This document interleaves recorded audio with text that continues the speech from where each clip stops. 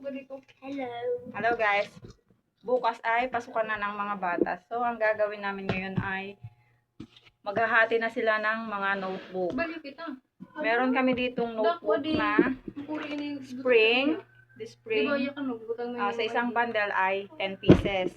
Meron din kami ditong the yarn.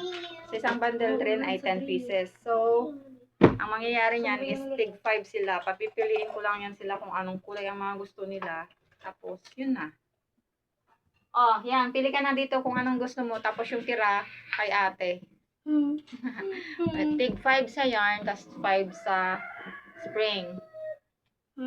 Blue. Okay.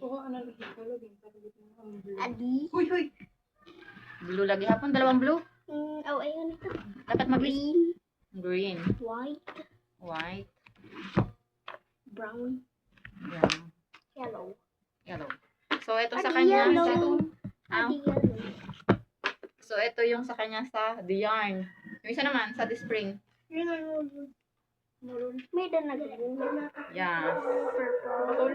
Purple. Pink. Pink. Orange. Red. Ano color? Black.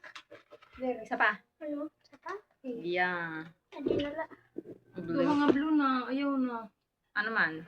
Ay naman. Adi magkaiba hira. O, sige, ito na lang sa'yo. So, ito yung kanaliya. Ayan. 6 yung yarn sa kanya. Tapos, 4 yung the spring. Tapos, yung the rest na notebook is kay ate na to. Kunin mo na yung bag mo. Wala na ako green. So, ito yung notebook ni ate. May Ito naman yung notebook ni Aliyah.